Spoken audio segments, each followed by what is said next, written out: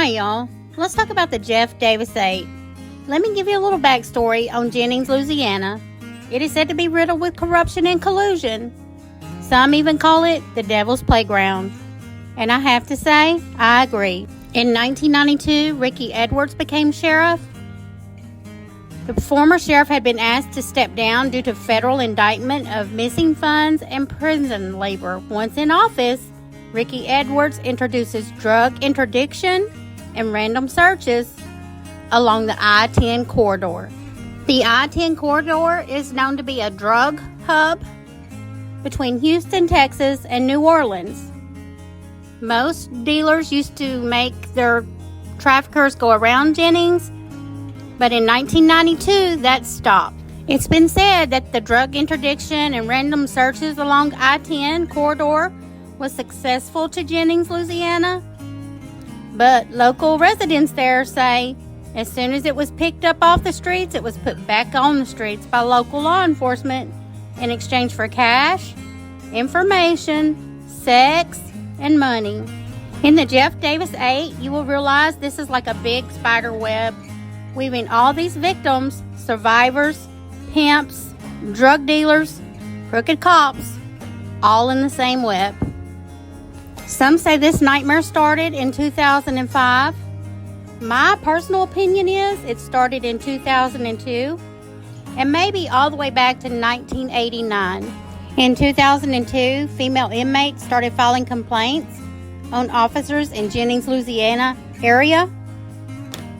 And you can pull these up online. You can search them for yourself.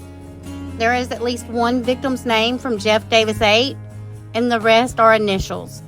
There's been reports that at least a dozen women reported to authorities that deputies raped and trafficked them to male inmates. State and FBI records show horrific accounts of sexual assaults being traded for currency in the Jefferson Davis Parish Jail. In 2002, 3 officers were charged, and listen, they just got a pat on the back and sent on their way. These officers are accused of running a jailhouse sex ring, even officers partaking in rapes of these female victims. Only one of those officers served any time. Phillips A.J. Frank pleaded to a misdemeanor count, criminal mischief, and served 10 more years in a neighboring police department as an officer. He also ran for police chief. A female officer was also involved, and they just really got a pat on the back and sent on their way. But if you realize what I'm saying, 2002, they didn't go to court till 2003. By the time he got out was about 2004. These murders started happening in 2005. 7 female officers also filed a lawsuit against Jennings Police Department for sexual discrimination, verbal and physical harassment, naming the former mayor, the police chief at the time, and the former police captain at the time, and other members of the department. This is just some of the allegations against those who were previously in charge of Jennings, Louisiana. Now let's talk about the 8 victims who suffered at the hands of these monsters running this town. Loretta Lynn Lewis was born on December 26th of 1976. She was 28 years old at the time of her death. She left behind 2 sons, a husband, family, and friends who recall her as a loving daughter, a loving mother, a loving wife. And her brother says she always had a smile on her face. In 2005, Loretta's remains were found floating in the Grand Maurice Canal, a few miles southwest of Jennings, by a fisherman. She was last seen on May 17th of 2005. She was found half nude from the waist down and had no shoes on. Her body was in such a bad state of decomposition, she had to be ID'd through her fingerprints. Her cause of death was undetermined due to decomposition. She was known to struggle with addiction. She had high levels of drugs in her system. She had been known to struggle with doing sex work to fuel her addiction. Loretta had previously told family members she had been asked by a detective at Jennings to spy on a drug deal. A few days before her disappearance, she had asked a friend named Jessica to walk her to a local bar Jessica says it's like she got spooked and asked Jessica to keep her purse just in case. Put it in top of your mother's closet. That was the last time Jessica saw Loretta alive. There are reports that later that day, Loretta was at the Boudreaux Inn, a rundown motel in Jennings, Louisiana, with Jermaine Washington and Nicole Brown, also known as Muggy. But that is the last known reports of Loretta. On September the 11th, 1974, Ernestine Marie Patterson was born. She is a native of Jennings, Louisiana. Ernestine's family says she was sweet and was a good lady. She was not known to run with the Jeff Davis 8 victims, but she did work in housekeeping at the Boudreaux Inn in Jennings. Ernestine was 30 years old at the time of her death. She left behind 4 children, a husband, family members, and friends who love and miss her. Ernestine's remains were discovered by 3 men frogging at night in a drainage canal off Highway 102, a few miles southeast of Jennings.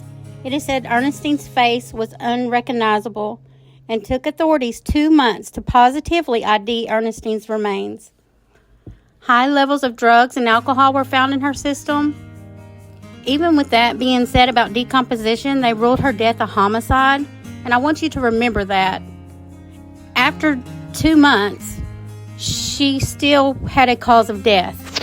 Her throat had been cut. She had a bruise on her hand, suggesting she fought back. On the night Ernestine went missing, she had been seen with 2 men at an abandoned home in Jennings, Byron Chad Jones and Lawrence Nixon. Nixon is the cousin of the 5th victim. Both men were charged with second-degree murder in 2006. Nixon's girlfriend at the time reported that Nixon and Jones had come home and had a heavy object in a large black trash bag, and it was covered in blood. Nixon told his girlfriend Ernestine's body was in that garbage bag. They sat on the porch until a man in a white car came to pick them up, and when they left, they took the bag with them. Nixon's girlfriend said she cleaned up the blood on the porch. Police interviewed Jones and Nixon, and of course they deny the murder of Ernestine. But like I said, in 2006, they were arrested for unaliving of Ernestine.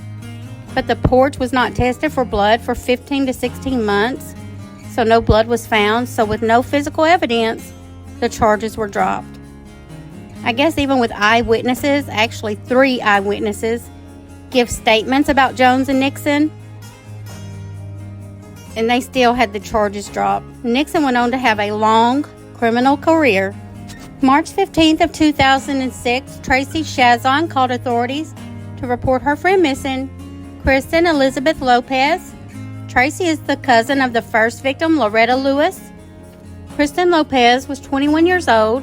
Her family and friends recall her as outgoing and well-liked. Kristen was also known to have struggled with addiction, and to fuel her addiction, she would do sex work.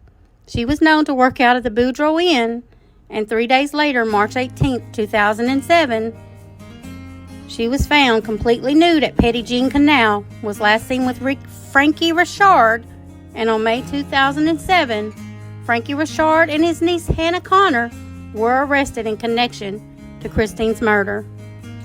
Tracy Chazon was also booked on accessory after the fact. Authorities believe she knew where Christine's body was, and when she reported her missing, they believed that she knew and had information where Christine's remains were at. All 3 of these were also questioned about the previous 2 victims found in Jennings. Charges would later be dropped due to conflicting witness statements. Tracy Chazon has said to have changed her story, not once, but 4 times. Tracy Chazon says authorities would not leave her alone and wanted her to name Richard Richard, but she says she could not live with herself and told the truth. She went to a jail for a month for doing so. Due to the decomposition and Christine's death, it was undetermined. Her toxicology reports show elevated amounts of drugs and alcohol in her system. Whitney Charlene DuBois was born on September the 9th, 1980. She was abandoned by her mother at a young age and raised by her brother, Mike DuBois. Whitney was 26 years old. And when she was younger, her and her boyfriend had gotten addicted to crack cocaine. His name is Alvin Lewis. He is the brother of the first victim, Loretta Lewis. She had a daughter in 1996, and she was last seen on May 11th, 2007. She was last seen talking to Frankie Richard in front of his home. And on May 12th, 2007, her remains were found by a man named Jamie Teron on an intersection of two dirt roads 5 miles south side of Jennings. There are a lot of reports and accusations against the man that found her remains. After Jamie called and reported her body to authorities, Jamie and Richard Richard go to Whitney's brother's house and tell him her body has been found. And they also offer him over $2,000 to help with her funeral arrangements. Mike DuBois finds this suspicious, and he thinks it's out of guilt. But Frankie and Mike DuBois also grew up together in that town. They knew each other. So let's go back to 2005 for a minute. There was a house raid at Mike DuBois' house, and a prescription drug dealer named Harvey Burley. He was also Mike DuBois' partner, and they lived together. And Mike DuBois was Whitney's brother who raised Whitney. That home got raided. There are statements that Whitney actually saw the incident that occurred. It's been reported that local authorities raided that home, but the home was actually raided by parole and probation authorities, and Jennings officers assisted. And in that search of that home, a man was killed. Leonard Crochet was visiting that home, and he was shot by an officer. Now, this is Jennings Police Department, and Jennings County is said to be full of corruption at the time of these murders, 2005 to 2009. There was a long investigation into this murder of this Leonard Crochet, and you can find that all online also. Every witness that was in that house and gave a statement, they're listed in those court documents. So I tell you that because some say this is where this story begins, from that home raid, the controversial killing of Leonard Crochet. There is an investigative reporter who studied this case for many, many years, over 3 years. There's numerous articles, there's documentaries, there's so much on the Jennings Davis 8 case. All you have to do is look it up.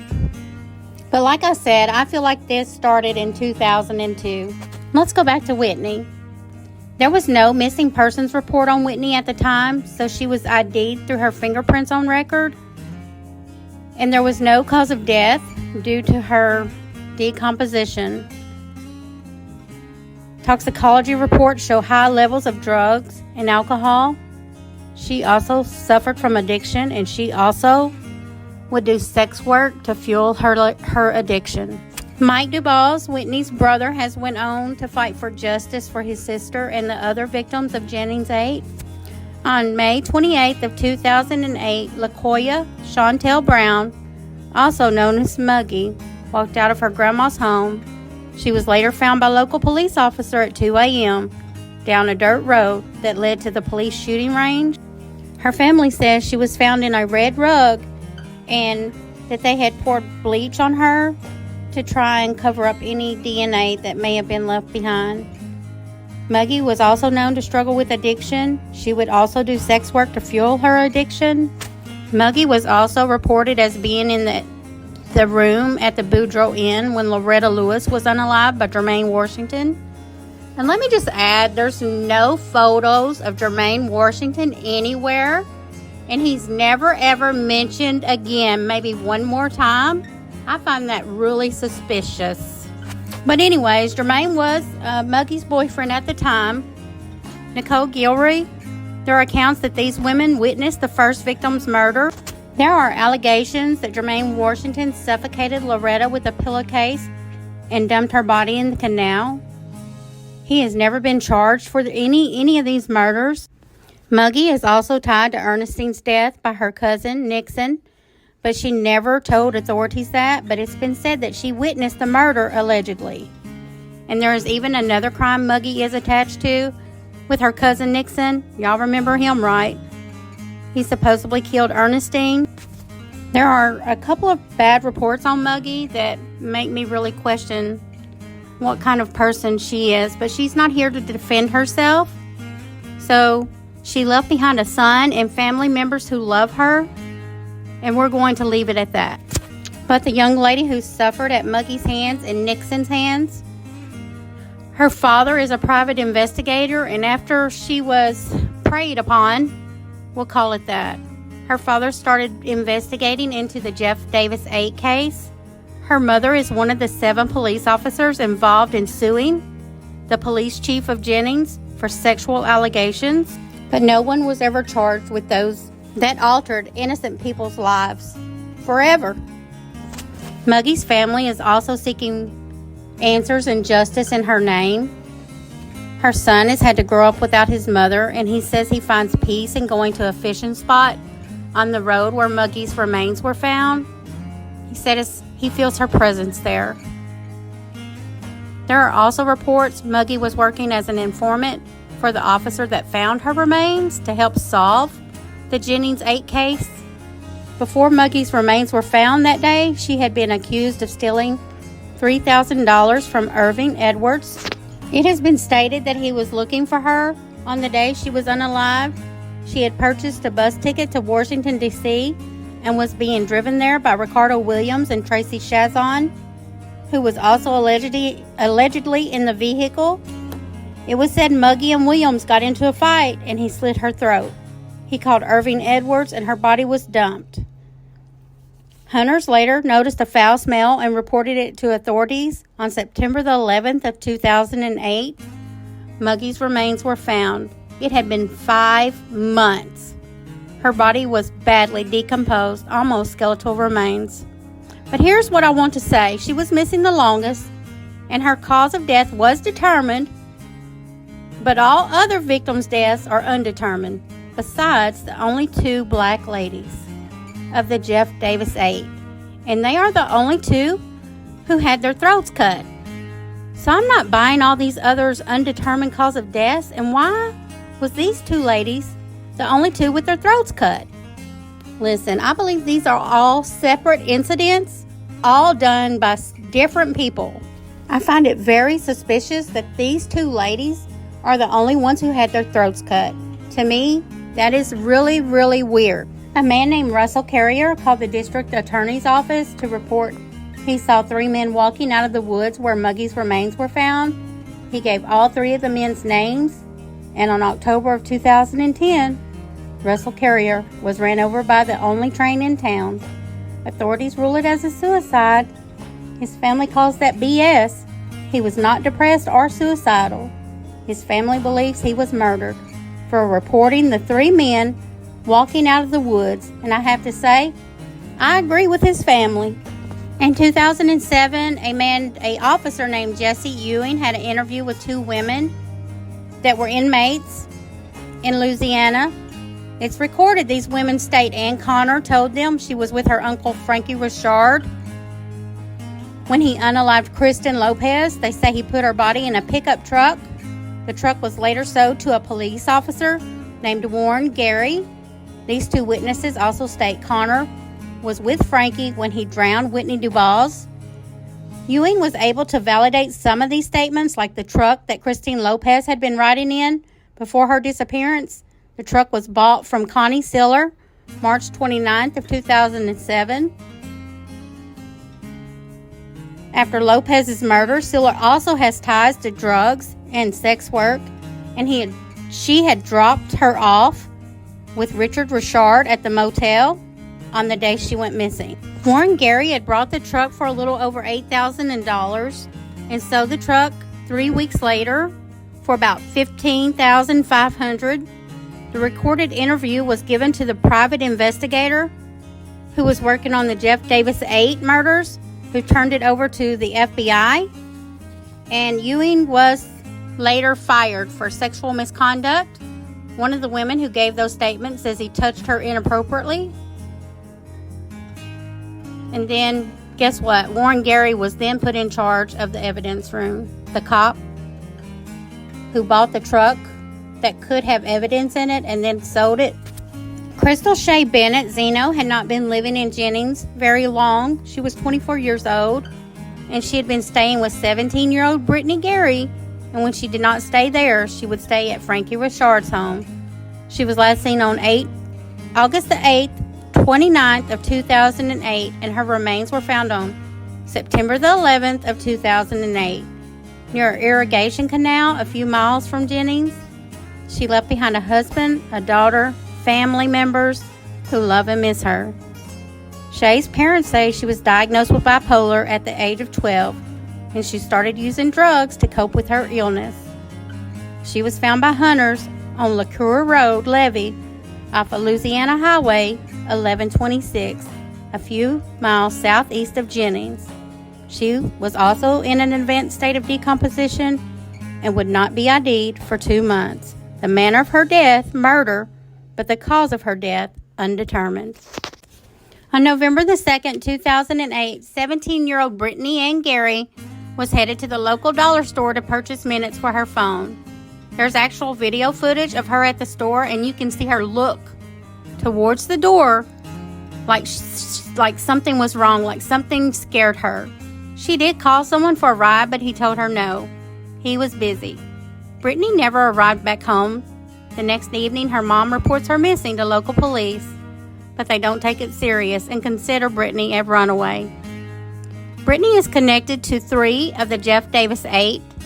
Her and Muggy were good friends, and Crystal Zeno lived at Brittany's home, and Kristen Lopez was her mother's 3rd cousin. Brittany's mom knew something was wrong and did not want her daughter to become the 7th victim. She started her own search. Flyers were posted in the area, people on horseback, ATVs, foot searches, and sure enough, Brittany's remains were found on November 15, 2008. She was found on Keystone Road, just off Highway 1126 in Jefferson Davis Parish. Brittany is remembered as a loving person. She was only 17 years old. To me, that is just a baby. She had just experimenting with drugs not long before her disappearance.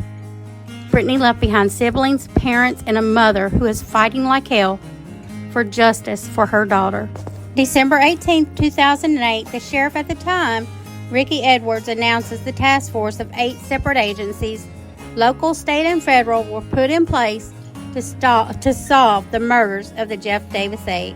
And in 2012, all officers involved in this case were required to submit DNA. The private investigator working the case was also submitted DNA. No results have ever been revealed to the public. Nicole Gilroy was 2 weeks away from her 27th birthday. Her mother had asked her, "What icing would you like on your cake?" She said it did not matter. She did not think she would be around for her 27th birthday. And a lot of these victims also said that they felt like they were next. And on August 19, 2009, her mom reported her missing. A few hours later, a maintenance worker near the Eugene, Louisiana, about 10 miles west of Jennings, her remains were found kind of down an overpass.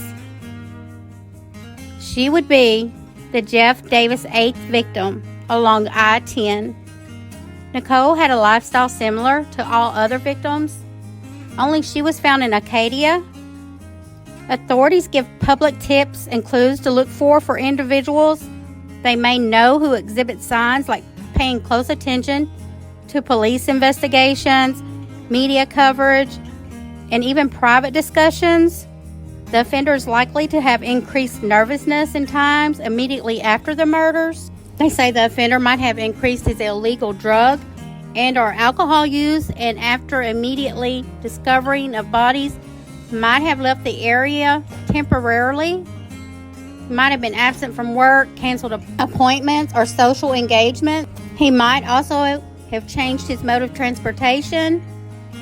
It is said the offender is someone with significant ties to Jennings and Jefferson Davis Parish, familiar with the area, and someone who knows the resident. There is so much speculation and accusations in the Jeff Davis 8 case. The Boudreaux Inn had a gambling area, so they had a license and had ties to high-ranking politicians. It is also known as a local drug hub, sex workers, pimps, and so much more. The police are riddled with accusations from the officer buying and selling the truck that could have evidence in it. He was fined, and that is all. Nicole Gilroy had a recorded statement about the corruption in jail. She says it was like a brothel. Officers having sex with inmates being raped and forced to have sex with male inmates. Some members of the task force were investigated by state police and let go due to missing evidence and money. And a lot of folks point their finger to Frankie Richard. The corruption is there, that is for certain. There are theories from the sheriff that a serial killer was doing these murders. An officer named Danny Berry is mentioned a lot. It is said he had a trailer where he would take women that was lined in plastic with chains hanging from the ceiling. It is stated he had sex with some of these victims in jail, and that even would take 17-year-old Brittany Gary to his trailer. Danny Berry has since passed away, I believe in 2009 or the beginning of 2010, but since he has passed, these murders have stopped. Frankie Richard also accuses Danny Berry as to being linked to some of these murders. There are statements from people in the area stating that Danny Berry and his wife would pick up women and put like roofies in their drink. There are just all kinds of allegations about so many officers in that area. It is just really unreal. All of these women are tied to the Boudreaux Inn. They all kind of ran in the same circle besides Ernestine. They all had addiction problems. They were all relatives. They all were supposedly informants for local law enforcement at some point in their life. My thoughts and prayers are with these families who have had to bury their children and the children growing up without their parents. That is terrible and really unforgivable. If you did these murders and you took away these people's families, you will pay one day. You may not pay on earth, but one day you're going to be judged. This is just the surface of the Jennings Davis 8. There's so much more to these ladies' lives and stories. You could probably do a whole story just on one victim's life. Everyone has a story. All of these victims deserve justice, and none of us are to judge them. We all sin. We all have our own sins. Jefferson Davis Sheriff's Office has a crime tip line hotline. It's 337-275-8188, or you can email them or call 911 if you have any information about the Jefferson Davis 8 victims. Thank you so much, and y'all stay safe out there.